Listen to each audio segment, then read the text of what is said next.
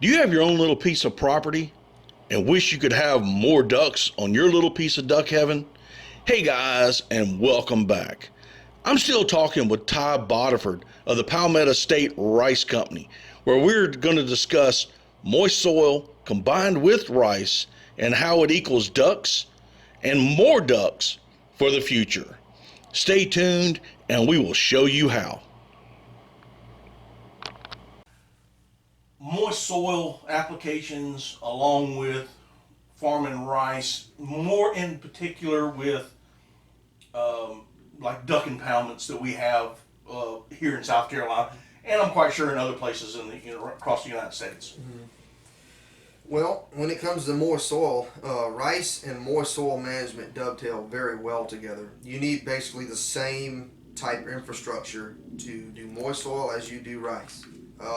You need to be able to flood it, drain it, disc it, burn it. There's different things you've got to do with moist soil management that you need the same kind of control to grow rice. Just like I said, you plant rice dry, you flood it during the middle of the summer, you let it drain off and dry out and harvest it in the fall. And so you need that control to facilitate certain species of moist soil plants. Well, you need that same kind of control to grow rice. And you can grow rice, 2-3 years in an area and rotate out of that, grow rice somewhere else, and manage for moist soil species during your rotate year. You're providing a smorgasbord of food for ducks. I've personally seen what providing a smorgasbord for ducks is. A duck needs a varied diet. Not knocking corn, but a duck needs more than corn to survive when he comes from Canada. They need a smorgasbord of things. The fields after duck season, when you're talking about late winter, early March, when they're coming back up, they need the invertebrates that are the invertebrate explosion that I mentioned in some of your other videos. They need those invertebrates, the females do, for egg production. Right. So there are... And you're not going to get that with a high carbohydrate diet of nothing but corn. Well, and a lot of folks, and for understandable reasons, they pull the plug on the impoundments on the cornfields that are flooded right after duck season. And so, by doing that, which there's not really a whole lot in there for the ducks anyway, especially if the water's deep. With rice, you keep that water on there a little longer, and you're providing a benefit for your next year's ducks. So, rice and moist soil management go together. One of the largest, I'll call it a co-op agreement that I have with a landowner, is that I either leave 20% or we cut the whole thing and then we fertilize the ratoon crop. Well, one of the reasons I'm there is because they had a bad problem with invasive species. It was very cost beneficial for me to come in, plant rice, do my herbicide applications, the disking, the drying, the disking, the herbicide applications, and then once the rice starts growing and gets high enough, we flood it. Well, when the rice gets up to a certain point, just like any other crop, it shades out. So then it shades out. So you're given a 3-tiered punch against invasive species. What the hopes are is to provide a relatively clean palette for moist soil management. When I rotate out of those fields, they'll have as clean of a slate as you can get after farming rice there for, let's say, 3 years. So, we'll just rotate to another area that needs attention. So it's a benefit all the way around. You got a benefit to the landowner, benefit to the farmer, landowner/farmer, or landowner and farmer. You got a benefit to ducks, to your different species that are there during the summertime. It's just, the list goes on, so to me it was just kind of a no-brainer to plant rice, because it just benefits everything all the way around, and the moist soil management that can pair well with it. A lot of our state areas are practicing moist soil management. There are some state areas that have challenges that are very hard to overcome because they're nature-based. The problems are based in nature. Right. Flooding but guess what? Guess where else it floods? It floods in Arkansas too. Correct. They get their crops wiped out or can't plant because it's too rainy and it's flooded. Right. Read the news. I mean, they get flooded out too. Right. They have to deal with similar issues that we do, but it doesn't stop them from practicing agriculture. So there are some hurdles to overcome there, but I never say impossible because where there's a will, there's a way. Right. And with moist soil applications along with rice, if you've got a farmer who may have his own duck impoundment as well, and he's a farmer and has his own duck, I mean, it's pretty much paying for itself. Mm-hmm. I mean, you're going to plant the rice, you're going to harvest the rice, you're going to sell the rice, and you're making money and still able to shoot ducks, or lease that piece of property out for somebody else to come in and shoot ducks. Right. So it is very cost beneficial in the moist soil along with rice. Mm-hmm. Yeah, and so when it comes to growing the rice, it does pay for itself. That's one of the reasons why I got in. Right. That's what attracted me to this, is that I got tired of wishing and hoping to have my own little slice of paradise, and I said, there's only one thing stopping me from doing this, and that's me. And I got tired of looking around waiting on it to fall out of the sky, so I went to it, and went after it with everything I had. Now, I will say that, God's blessed my effort, but the effort had to be there. Right. I wasn't going to sit on the couch watching videos to get it. And so it is very cost effective, very beneficial for someone to farm rice and pair that up with moist soil management, because like I said, you have to have basically the same type infrastructure to do moist soil management properly as you do with rice. That's what's being done at my largest farm agreement is moist soil management in rice. Right. That's why I'm there. As I'm taking care of the invasive species, they come back in with a clean slate, doing moist soil management. We rotate to a different area, back and forth, and that's what we do. And the landowner / farmer can do well with the rice. It's paying. You got the rice paying you on one end, then you got your duck leases or your duck club or whatever it is you got going on there, paying you on the other end. I will say that when it comes to growing rice, don't jump into the fire with both feet. Start off with something that you can deal with. If you've never grown rice before, just like anybody that's grown any crop, there's a learning curve. There's a learning curve. Every field is like a fingerprint. Every field is different. Every field has different water absorption rates. Every field has different weed issues. There's just a whole plethora of things that you have to learn. So don't start with something that you can deal with, and then from there, do your other thing too. Start with it and then expand from there. That's what I did. I started with 1/10 of an acre retention pond bottom next to my church parking lot 4 years ago. I had to grow my own seed, and now I'm doing over 70 acres 4 years later, and I look to increase that greatly next year.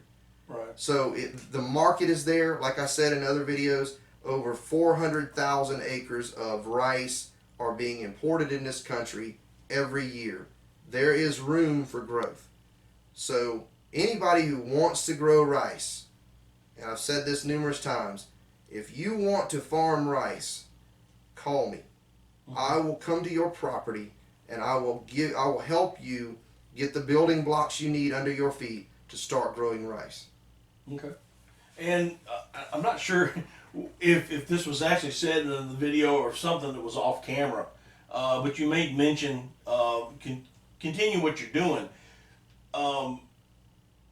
Some of these corn impoundments, I say corn impoundments, some of these duck impoundments, they do 100% corn. Mm-hmm. You can still grow your corn. Mm-hmm. grow your corn on one end, put your maybe a little moist soil over on another end, and then rice somewhere else. Yeah. So you can do all three things, and combine it, because, like you said earlier, ducks need a lot of different types of food in order to survive. Coming from Canada down to the southern wintering grounds, and then from the southern wintering grounds headed back up, they need a lot of different foods to help sustain themselves. Absolutely. And one of the other things that I need to throw in here too is that your wild, there's a science behind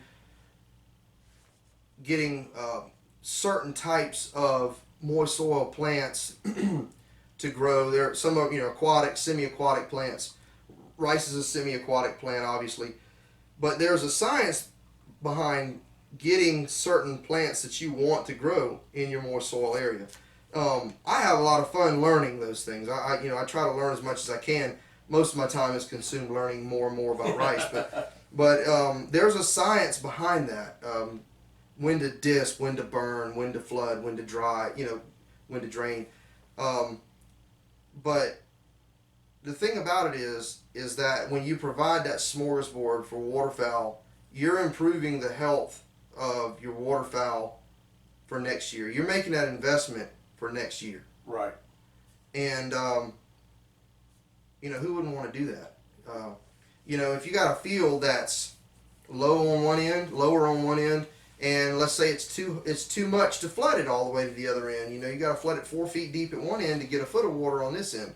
Well, then do the end that you have, that you can flood for rice. Do that, and do your corn uphill, or manage for something else uphill. Right. And while we're on that, can you go into the benefits?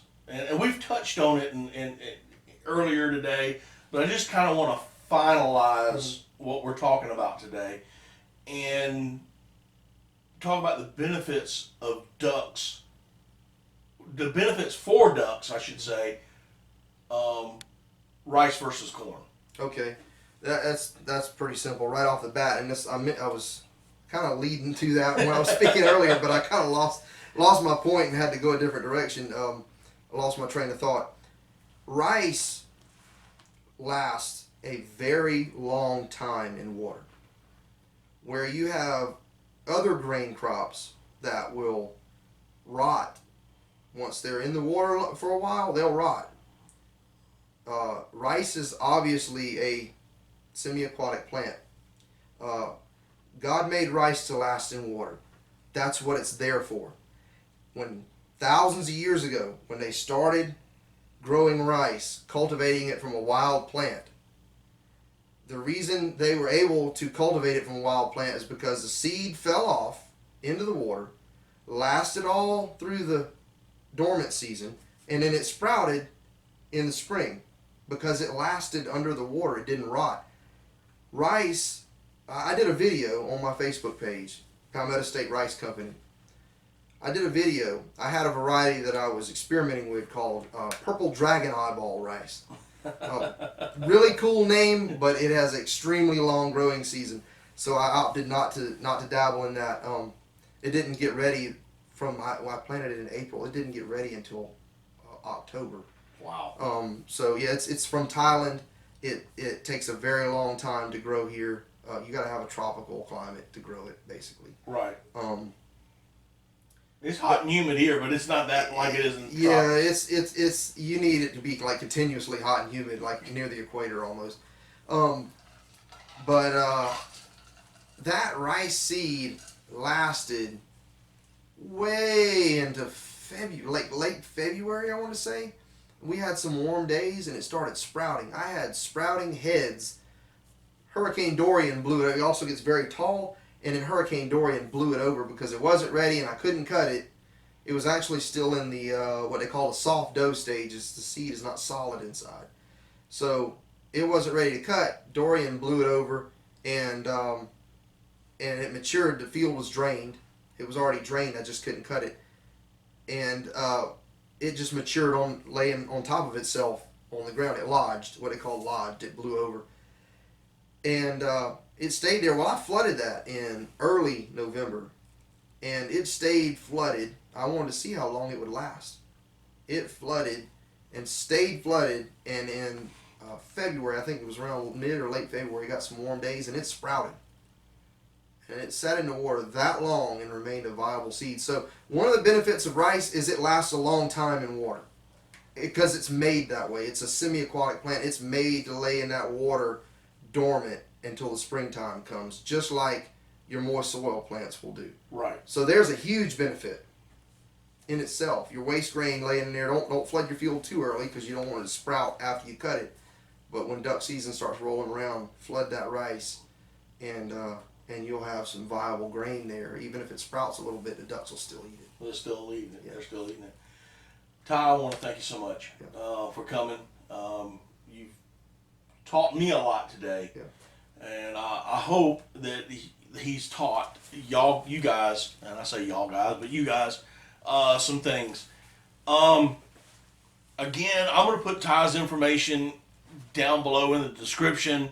It'll probably flash across the screen a couple, 3 times, just so you'll know. But if you got any problems or you have any issues, or you're considering growing rice, either just for ducks or even for profit, give Ty a call. He's a wealth of knowledge. He'll come out and he'll help you. I'm Matt. I hope you've enjoyed this, these series of ducks, rice, history, how to plant it, when to plant it. I hope you've enjoyed it, and we'll see y'all next time on Daddy Duck 365.